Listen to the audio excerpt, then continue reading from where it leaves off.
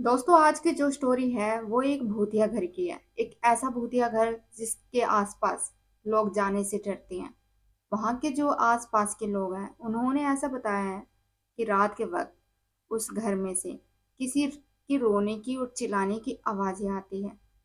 वहां के आसपास के लोग उस भूतिया घर के बारे में सुनने से ही उनकी रूह कांप जाती है। ऐसा क्या था उस भूतिया घर में? आखिर कौन सा रहस्य जुड़ा था उस घर से, जो कि वहां के लोग आने से भी उस घर के पास से डरते थे। लेकिन वहीं पर एक चौकीदार ऐसा था जो कि उस भूतिया घर की देख रेख करता था। लेकिन आज तक उस चौकीदार के साथ कुछ भी भूतिया घटना नहीं घटी। वहां के आसपास के जो लोग हैं वो चौंक जाते हैं कि उस चौकीदार के साथ भूतिया घटना क्यों नहीं घटी, आखिर इसके साथ कुछ क्यों नहीं होता, इसे क्या डर नहीं लगता है। तो दोस्तों आज की यही स्टोरी एक भूतिया घर की होने जा रही है, जहाँ एक चौकीदार सिक्योरिटी करता है उस घर की, लेकिन आज तक उसे डर नहीं लगा। आखिर क्या था उसके पीछे का राज? दोस्तों ये स्टोरी बहुत टाइम पहले की है। जैसा मैंने आपको बताया कि वो घर एक ऐसा घर था कि लोग उसके पास आने से भी डरते थे। लेकिन वहीं पर जो चौकीदार था उस घर की देख रेख करता था। एक रात को एक शिकारी उस घने जंगल में आता है और वहां पर आकर रास्ता भटक जाता है। उस वक्त इतनी तेज बारिश हो रही थी, बारिश और आंधियां बहुत ज्यादा चल रही थी और उस शिकारी को रुकने की कोई जगह चाहिए थी। वो शिकारी उस जंगल में इधर उधर देखता है। उसे वहां पर कोई भी इंसान नहीं दिखाई देता। तभी उसे एक घर दिखाई देता है। शिकारी जो होता है वो उस घर के पास चला जाता है, उस घर के अंदर जाता है और वहां पर खड़ा होकर आवाज लगाने लगता है कि अरे भाई कोई है घर में। लेकिन किसी की भी कोई भी आवाज नहीं आती, क्योंकि वहां कोई था ही नहीं। जो उस घर का चौकीदार था उसे भी वो आवाज नहीं सुनाई दी। तभी जो शिकारी होता है वो दोबारा से आवाज लगाता है कि भाई घर के अंदर कोई है क्या। तभी उसे एक आदमी आता हुआ दिखाई देता है, हाथ में छाता लिए हुए और एक तरफ दूसरे हाथ में लालटेन लिए हुए। वो आदमी शिकारी की तरफ आता है, शिकारी से पूछता है कि आप कौन हैं और यहाँ क्या कर रहे हैं। शिकारी कहता है कि मैं शिकारी हूँ और यहाँ पर जंगल में रास्ता भटक गया हूँ। वैसे भी बहुत ज्यादा आज बारिश हो रही है, तो यहाँ पर क्या मैं रुक सकता हूँ इस घर में? तो जो चौकीदार होता है वो बोलता है कि आप इस घर में रुकेंगे, क्या आपको इस घर के बारे में पता नहीं है?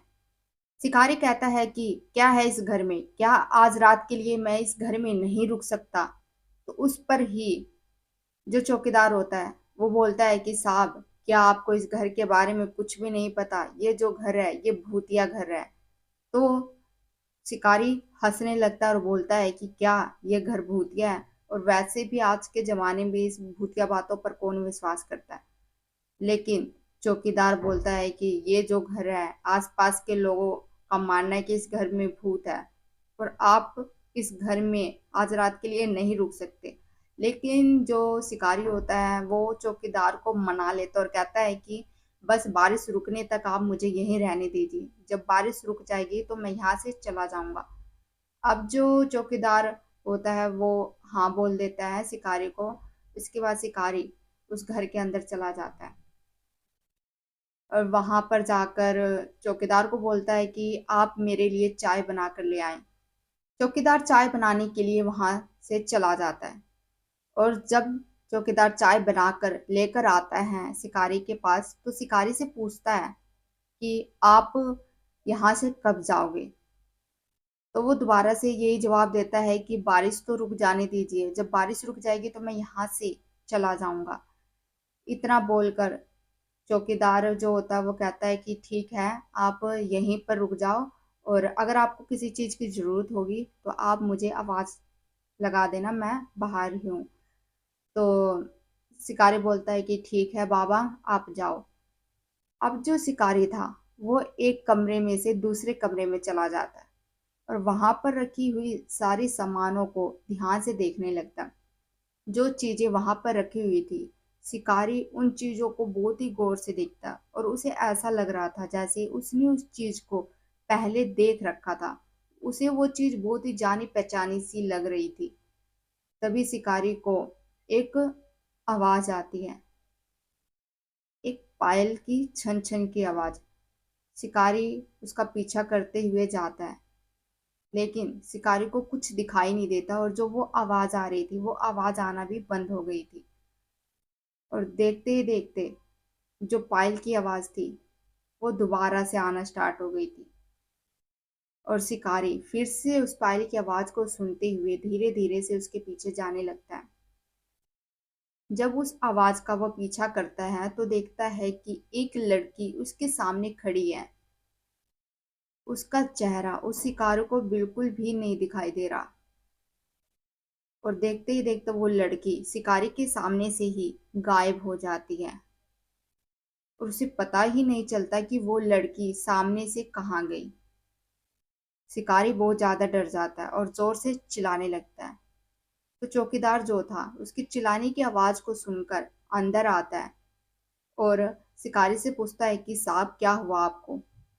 तो शिकारी बोलता है कि यहाँ पर मैंने एक लड़की को देखा और वो एकदम से पता नहीं कहाँ गायब हो गई है।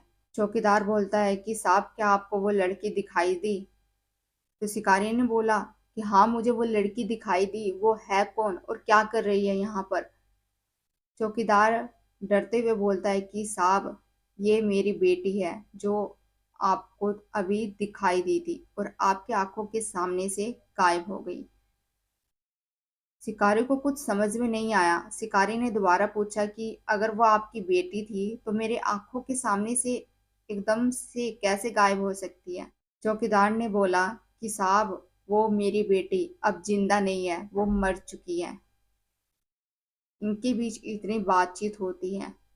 तो जो चौकीदार होता है वो उस आदमी से, जो वो शिकारी होता है, उससे पूछता है कि आपका नाम क्या है। तो शिकारी बोलता है कि मेरा नाम कुंवर सिंह है। चौकीदार ये बात सुनकर चौंक जाता है और बोलता है कि क्या आप राजा जी के बेटे हैं। तो शिकारी बोलता है कि अब राजा और प्रजा कहाँ रहे, अब इस जमाने में कोई भी राजा और प्रजा नहीं होते, यहाँ तो सिर्फ सब इंसान है और आज के टाइम में ये सब कुछ नहीं चलता है। तो चौकीदार बोलता है कि साहब जो आपके पिता थे वो इस घर में पहले के टाइम में रहा करते थे और ये जो घर था ये बहुत ही ज्यादा आलीशान था, बिल्कुल महलों की तरह। अब जो शिकारी था उसे समझ में नहीं आ रहा था जो चौकीदार उसे बता रहा था। शिकारी दोबारा से पूछता है कि क्या आप मेरे पिता के बारे में जानते हैं। तो चौकीदार बोलता है कि साहब मैं आपके पिता के बारे में बहुत ही अच्छे से जानता हूँ और आपको भी। जो शिकारी था वो दोबारा से चौकीदार से पूछने लगता है कि वो लड़की कौन थी और यहाँ से कैसे गायब हो गई। चौकीदार ने बोला कि साहब मैंने आपको बताया कि वो मेरी बेटी है और वो यहाँ से गायब नहीं हुई है बल्कि वो मर चुकी है और वो किसी को दिखाई नहीं देती है। शिकारी ने कहा कि अगर तुम्हारी बेटी मर चुकी है तो इस घर में क्या कर रही है वो। चौकीदार बोलता है साहब वो आप सभी से बदला लेने के लिए आई है। जो आपके पिता थे उन्होंने मेरी बेटी को सजा सुनवाई थी, वो भी फांसी की। तब जो शिकारी होता है वो पूछता है कि मेरे पिता ने ऐसा क्यों करा। चौकीदार ने बोला कि जो आपके बड़े भाई थे उनसे मेरी बेटी प्रेम करती थी और जब राजा जी को ये बात पता चली तो उन्होंने मेरी बेटी को फांसी की सजा सुना दी और उसे मौत के घाट उतार दिया। और तब से ही वो इस घर में भटक रही है और अब तक उसने ना जाने कितनों को मौत के घाट उतार दिया। वो सभी से बदला ले रही है और अब तक कोई भी उस राजा जी के वंश में कोई ऐसा नहीं बचा है कि उसने किसी को मारा नहीं है। और आप अब उस राजा जी के आखिरी वंश हो और वो आपको मार देगी। तभी मैं आपको कह रहा हूँ इस घर से चले जाओ। लेकिन जो शिकारी था वो चौकीदार के बातों पर विश्वास नहीं करता है और वो उस घर से जाता भी नहीं है। तभी वो चौकीदार को डांट लगाता है और कहता है कि ठीक है आप यहाँ से जाओ, अगर कोई प्रॉब्लम होगी तो मैं आपको आवाज लगा दूंगा। अब चौकीदार वहां से चला जाता है। तभी शिकारी को फिर से एक आवाज आती है, किसी लड़की की रोने की आवाज। और वो जो आवाज थी वो तहखाने से आ रही थी। शिकारी उस आवाज का पीछा करते हुए तहखाने की ओर जाता है। तहखाने में देखता है कि वहां पर तो कोई भी नहीं था, और वो उस तहखाने से जैसे ही बाहर निकलने की कोशिश करता है, तभी दरवाजा एकदम से बंद हो जाता है। वो देखता है कि वहां पर एक लड़की खड़ी है, जो कि बहुत ही ज्यादा डरावनी है। उसकी आंखें बिल्कुल लाल हो चुकी है, जो उसके बाल थे वो लंबे लंबे थे, बिखरे हुए थे। उसको ऐसा देखकर लग रहा था जैसे कि वो अभी के अभी उस शिकारी को मार डालेगी। जो शिकारी था उसकी हालत बहुत ज्यादा खराब हो जाती है। वो इतना डर जाता है कि वो उस तहखाने से निकलने की बहुत कोशिश करता है। वो उस तहखाने के दरवाजे पर आवाज लगाता है उस चौकीदार को, लेकिन जो वो दरवाजा था वो तो उस आत्मा ने बंद कर रखा था, और वो जो थी वो उससे बदला लेना चाहती थी, जो शिकारी था। अब उधर से जो चौकीदार होता है उसे भी उस तहखाने से आवाज आने लगती है, और चौकीदार भागते हुए उस तहखाने की तरफ जाता है। वो भी उस दरवाजे को खोलने की कोशिश करता है, लेकिन दरवाजा खुल ही नहीं पाता, क्योंकि वो जो था वो उस आत्मा की शक्ति से उस दरवाजे को बंद कर दिया गया था, और इसलिए वो दरवाजा ना ही अंदर से खुल रहा था और ना ही बाहर से। और अब जो चौकीदार था वो भी बहुत ही ज्यादा डर चुका था, क्योंकि अंदर जो था वो राजा जी के बेटे थे, जो कि उनके आखिरी वंश थे।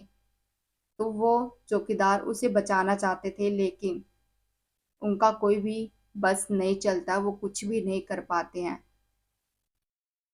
तभी वो समझ जाते हैं कि वो उस शिकारी को मार कर ही अपना बदला पूरा करेगी। तभी चौकीदार को एक चीखने की एक डरावनी आवाज आती है, और उसके बाद से सब कुछ एकदम से शांत हो जाता है, और अपने आप ही वो तहखाने का दरवाजा खुल जाता है। जब वो तहखाने का दरवाजा खुलता है, चौकीदार उस तहखाने के अंदर जाता है और क्या देखता है कि वहां पर शिकारी की लाश पड़ी हुई है, वो भी खून से लथपथ। जब वो उसके पास जाता है, तो जो वो वहां देखता है वो देखकर उसकी आंखें फटी की फटी रह जाती है। वो क्या देखता है कि जो लाश थी, उस लाश के जो गर्दन थी वो उसके धड़ से अलग कर दी गई थी, और उसे इतनी बेरहमी से मार डाला था कि जो चौकीदार था वो भी डर चुका था। और अब चौकीदार समझ चुका था कि जो उसकी बेटी थी जो मर चुकी थी, उसने उसे मारकर अपना बदला पूरा कर लिया, और उसके बाद से वो उस घर में कभी भी नहीं दिखी किसी को भी। उस लड़की की ना तो आवाज आई, ना ही किसी रोने की और ना ही किसी हंसने की, और ना ही कभी वो उस भूतिया हवेली में किसी को दिखाई दी। वो अपना बदला पूरा करके उस भूतिया घर से हमेशा हमेशा के लिए गायब हो गई थी। तो दोस्तों ये थी आज की स्टोरी, एक भूतिया घर की, जो कि रियल थी और पुराने जमाने की स्टोरी है जो मैंने आपको बताई। तो दोस्तों कैसी लगी आज की स्टोरी? अच्छी लगी हो तो लाइक कर देना, शेयर करना एंड सब्सक्राइब करना। दोस्तों मिलेंगे एक और नई हॉरर स्टोरी में। तब तक के लिए आप लोग अपना ध्यान रखिए। धन्यवाद दोस्तों।